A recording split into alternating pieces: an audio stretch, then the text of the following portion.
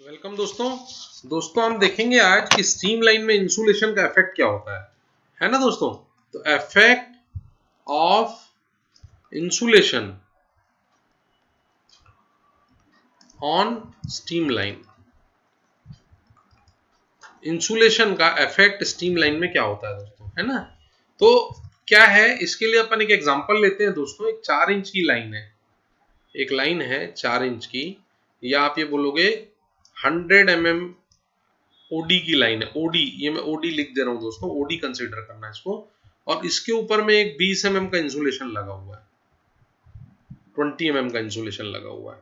ठीक है, ये मैंने ऐसा तीर मारा और ये 20 mm इंसुलेशन है, 20 mm। और ये पाइपलाइन ऐसे ना लंबी गई हुई है दोस्तों, करीब करीब 1 किलोमीटर लंबी लाइन है। ठीक है, और सेम यही पाइप है अगर, ठीक है, इसमें थोड़ा मोटा इंसुलेशन हम कर देते हैं। ये इंसुलेशन की थिकनेस है 40 mm की। ये पाइपलाइन भी 1 किलोमीटर गई हुई है, 1 किलोमीटर या 1000 मीटर, यहाँ पे भी 1000 मीटर। ठीक है दोस्तों, और इसका भी ओडी जो था, ओडी 100 था। तो ये दोनों कंडीशन में इंसुलेशन का क्या इफेक्ट होता है दोस्तों। और एटमॉस्फेरिक टेम्परेचर हम ये मान के चलते हैं कि 25 डिग्री सेंटीग्रेड है। ठीक है दोस्तों, तो अब देखो, आपको जो हीट लॉस होता है, सरफेस हीट लॉस, उसका एक सिंपल फॉर्मूला होता है दोस्तों। ये सरफेस हीट लॉस का सिंपल फॉर्मूला होता है 10 प्लस टी, जो पाइप का सरफेस का टेम्परेचर है, यहां का सरफेस का temperature, minus atmospheric temperature divided by 20। ठीक है, डिवाइडेड बाय 20, ये दोनों को जोड़ देना है दोस्तों, इनटू फिर टी सरफेस का टेम्परेचर माइनस टी एटमॉस्फेयर का टेम्परेचर। तो एक चीज और इसमें क्वेश्चन में दी हुई है दोस्तों कि जब हमने 40 mm इंसुलेशन किया तो इसका सरफेस का टेम्परेचर आया 40 डिग्री सेंटीग्रेड, और जब ये 20 का इंसुलेशन था तब इसके सरफेस का टेम्परेचर टीएस था, ये 90 डिग्री सेंटीग्रेड था। ठीक है, तो अब इस कंडीशन में हमको हीट लॉस निकालना है दोस्तों। तो ये वाली जो कंडीशन थी, case 1 S1 heat loss first case में 10 प्लस, देखो ये सरफेस का टेम्परेचर 90 था, यहां हमने 90 डाल दिया, माइनस एटमॉस्फेरिक टेम्परेचर कितना था, 25 था, अपॉन 20 कर दिया। ठीक है, इनटू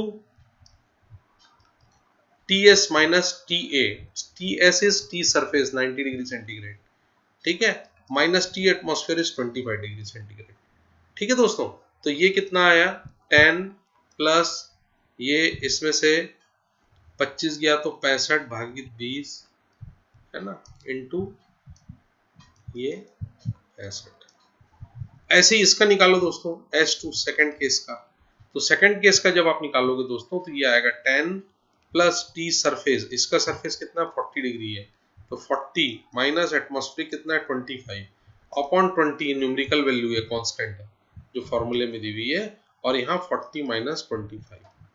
ठीक है, तो दोस्तों जब इसको सॉल्व करोगे और इसको सॉल्व करोगे तो ये दोनों वैल्यू, ये वाली वैल्यू आ रही 861 किलो कैल्स पर आवर पर मीटर स्क्वायर, और ये वाली वैल्यू आ रही है दोस्तों 565 किलो कैल्स पर आवर पर मीटर स्क्वायर। ये दो वैल्यू आ गई दोस्तों, S1 S2। ठीक है, अब इसमें लेकिन एक चीज और बची है दोस्तों, इसमें हम जब तक एरिया मल्टीप्लाई नहीं करेंगे कितनी लेंथ के लिए था ये, तो हमको ये पता है दोस्तों, देखो केस 1 S1 के लिए हमारी जो हीट लॉस वैल्यू थी 861 किलो कैल्स पर आवर पर मीटर स्क्वायर थी। S2 केस 2 के लिए जहां पे 40 mm का इंसुलेशन था, यहाँ पे वैल्यू आ रही थी 565 किलो कैल्स पर मीटर स्क्वायर पर आवर। ठीक है, अब ये पाइप जो था ना दोस्तों, ये पाइप कितना लंबा था, देखो पाइप था 1 किलोमीटर लंबा, यानी कि 1000 मीटर लंबा, और इसका जो आउटर सरफेस एरिया का जिसमें 20 mm का इंसुलेशन था, तो आउटर डाया इसका आ रहा था 140 का। ठीक है, और जिसमें 40 mm का इंसुलेशन था, तो 100 प्लस 40 40 180 आ रहा था उसका। कितना आ रहा था उसका, क्योंकि 40 का इंसुलेशन ऊपर, 40 का इंसुलेशन नीचे और 100 का पाइप, ठीक है, तो ये हो गया 180, ये 180 mm, और पुराने केस 1 में 140 mm। तो इसका एरिया जो निकालना है ना दोस्तों, तो पाई डी एच सिलेंडर का सरफेस एरिया होता है, पाई डायामीटर इनटू टोटल हाइट या लेंथ, जो भी बोल लो आप इस केस में लेंथ लिख लो, ठीक है, यहाँ पे आप इसको लेंथ लिख लो, पाई डी एच, यहाँ पे भी ये पाई डी एच रहेगा, पाई डी एल रहेगा, ठीक है। तो पाई इज 3.14, एरिया इसका निकाल रहे हैं हम, इनटू डाया, डाया इज 140 भागित, इसको मीटर में कन्वर्ट करना है, और ये लेंथ कितनी है 1000 मीटर है। वैसे ही इसका एरिया भी निकाल लो आप, 3.14 इंटू 180 भागित 1000 गुणित 1000, ठीक है, ये इसका एरिया, एरिया 2 एरिया 1, ठीक है।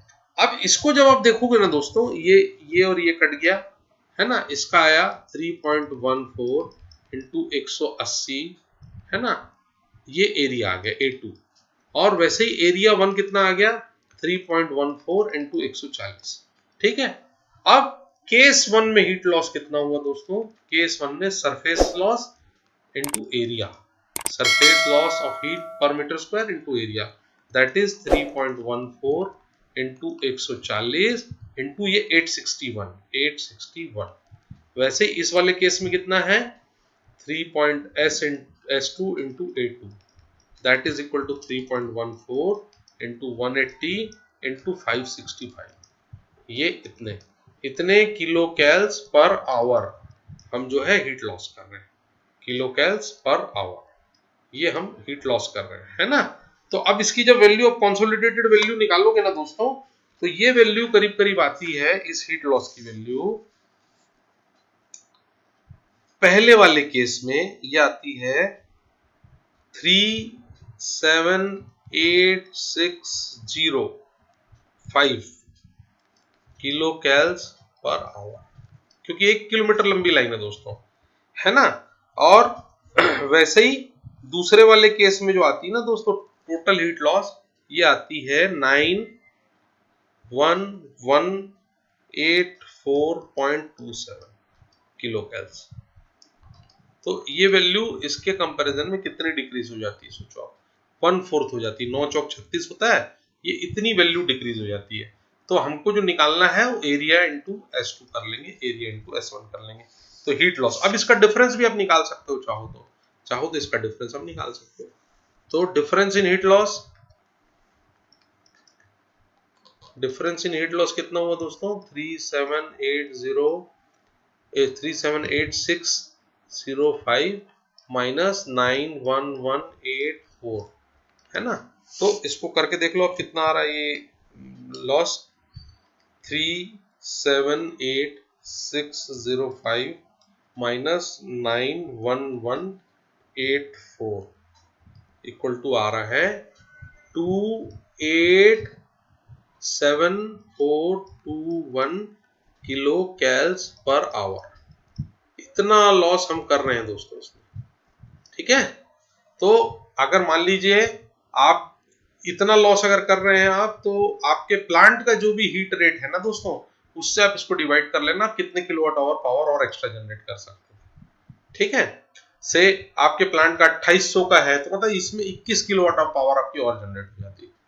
आप इसको डिवाइड करते है ना, डिवाइडेड बाय, मैंने 2800 से डिवाइड कर दिया, तो 102 किलोवाट, सॉरी 21 मैंने बोला, इसको अगर मैं 2800 से डिवाइड करता, करीब करीब 102 किलोवाट मेरे को पावर एक्स्ट्रा जनरेट हो जाती, जो हीट एटमॉस्फेयर में डेसिपेट हो जा रही है, ठीक है दोस्तों। So thank you very much, thank you. Please like कीजिए, सब्सक्राइब कीजिए, शेयर कीजिए।